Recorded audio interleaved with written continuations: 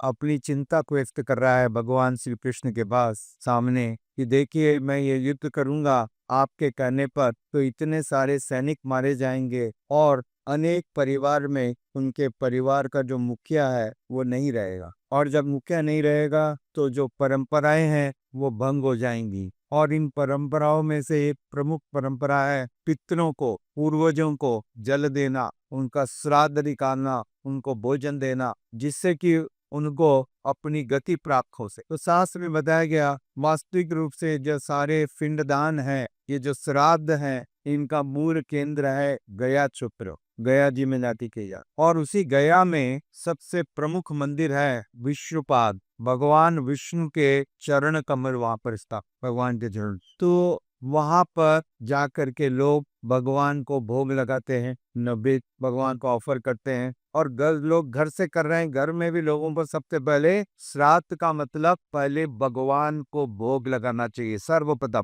और जब भोग लगा के वो प्रसाद हो गया, वो प्रसाद श्रील प्रभुपाद जी को ऑफर करना चाहिए। बताओ, अब वो महाप्रसाद हो जाए, और ये महाप्रसाद की प्लेट, ये महाप्रसाद ब्राह्मण देव जिनके अंदर हम पूर्वजों को आह्वान करते हैं उनको अर्पित की जाती है। इस महाप्रसाद को हम कौवे को, कुत्ते को, गाय को, किसी भी योगी में वह हो तो उसको प्राप्त करें उनके माध्यम से। ठीक है, ये परंपरा। तो इसमें दो बातों को समझने की आवश्यकता है, एक है रिचुअल और एक है स्पिरिचुअल। और अधिकांश लोग रिचुअल में फंसे हुए, हमने गाय को दे दिया, हमने कौवे को दे दिया, हमने कुत्ते को खिला दिया, हो गया कहाँ, कुछ नहीं हुआ जब तक यह प्लेट पहले भगवान को नहीं भोग लगाई गई। भगवान ने कहा श्रीमद् भगवद गीता में, पत्रम पुष्पम फलम तोयम यो में पत्याकर तदा हम भक्ति उपादेता अस्नामी रहता। चूंकि सारी चीजें प्रेम और भक्ति के साथ मुझको अर्पित की जाती है, मैं उन्हें स्वीकार करता हूँ,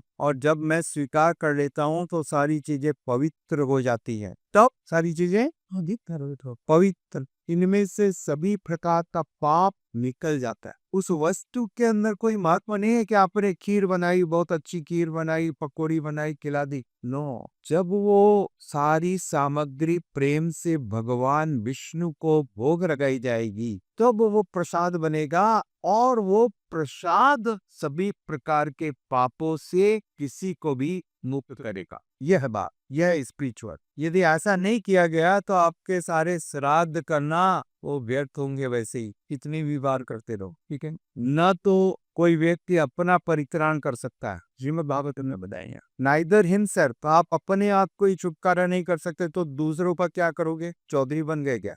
अभी खुद का पता नहीं है, अभी शास्त्र में लिखा they cannot deliver themselves, what to deliver of others। तो ये जो भगवान का प्रसाद जब होता है, इस प्रसाद को ऑफर करने से, इस प्रसाद को उनको खिलाने से, इसके महत्व से वो मुक्त होते हैं, पाप योनियों से छुटकारा पाते, प्रेत योनियों से छुटकारा पाते इस प्रसाद के तहत। वो धुंधकारी जो सुन रहा था भागवतम की कथा, याद है? तो परित्राण कैसे हुआ? इस भागवतम की कथा से। कैसे हुआ परित्राण?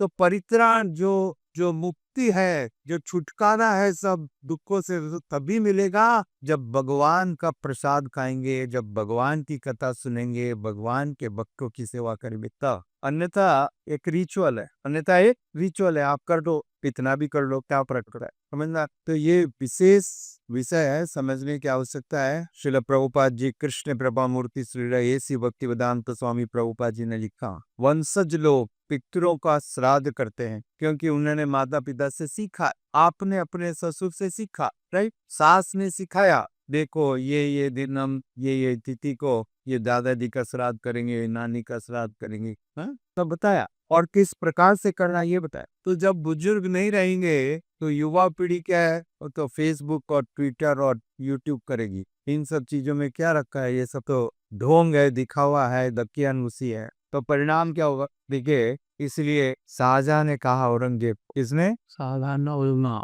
क्योंकि औरंगजेब ने शाहजहां को बंदी बना करके जेल में डाल दिया, और अंत में पानी देना भी बंद कर दिया, पानी भी नहीं खिलाता, प्यास से तड़प तक के मरलाता, उसकी आंखों में आंसू आ रहे हैं। रोते हुए उसने कहा, देखो तुमसे अच्छे तो एक काफिर लोग है, क्योंकि वह सब दूसरे धर्म के लोगों को काफिर बोलते हैं। ये काफिर कितने अच्छे हैं कि अपने मरे हुए पिता बाप दादे को भी पानी देते हैं, उनको भी भोजन देते हैं, और तुमने तो जिंदे को भी मार दिया है, जिंदे को भी नहीं दिया। ठीक है, तो यह परंपरा श्राद्ध करना सबको करना चाहिए जब तक वो उत्तम भक्त न बन जाए, क्योंकि श्रीमद् भागवतम में बताया गया, देवस्य भूतात्म नृणाम पितृणा न किंकरो नायम नृणोश राजा। जो सभी के प्रति जो ऋण है हमारा, मातृ ऋण, पितृ ऋण, समाज ऋण, देश के प्रति ऋण, देवताओं के प्रति ऋण, चंद्रमा के प्रति, सूर्य के प्रति, सारे देवताओं के प्रति हम ऋणी है, क्योंकि उनकी कृपा से हमारा जीवन आज यहाँ तक आया है। राइट? आपने कोई पेमेंट तो नहीं किया सूर्यदेव को, किया है क्या किसी ने? चंद्रमा को कोई पेमेंट किया आपने, रीपेमेंट? वायुदेव को दिया है कुछ? इतने हवा तो बचपन से खा रहे हो कि नहीं खा रहे? हैं? खा रहे। अभी कुछ पेमेंट किया क्या कहीं पर? जय श्री जगन्नाथ बलदेव और सुभद्रा माँ का की कहीं पेमेंट नहीं किया किसी ने। इसलिए सबका ऋण तो है, सबका उधार बाकी है। राइट? परंतु श्रीमद् भागवतम में कहा गया, जो व्यक्ति भगवान श्री कृष्ण, भगवान श्री विष्णु की अनन्य भक्ति करते हैं, उनके प्रति पूरी तरह से समर्पित है, ऐसे लोगों के लिए इस ऋण का, सभी प्रकार के ऋण की अदाई पूरी पूरी हो जाती है। जिस प्रकार से श्रील प्रभुपाद जी ने उदाहरण दिया कि यदि आप पेड़ के जड़ में पानी डालो तो पेड़ के प्रत्येक अंग प्रत्यंग, सारे शाखाओं को, प्रशाखाओं को, पत्तियों को, तनों को, सबको पानी मिल जाएगा, अलग से किसी में डालने की जरूरत नहीं रहेगी। तो इसी प्रकार से जब आप भगवान की भक्ति करोगे, भगवान की सेवा करोगे, भगवान के अनन्य भक्ति करोगे, तो ये सारे जो ऋण है ये पूरे पूरे अदा हो जाएंगे, पूरे पूरे चुक जाएंगे, अलग से उनको और चुकाने की जरूरत नहीं रही। तब आप छोड़ सकते, पहले, उसके पहले नहीं छोड़ सकते। क्लियर? जानने की आवश्यकता है, शीघ्र ही ये श्राद्ध पक्ष आ रहा है और सब कोई को यह पूरी निष्ठा के साथ संपन्न करना चाहिए। श्रीमद् भगवत गीता के अन्य प्रवचनों को इसी प्रकार से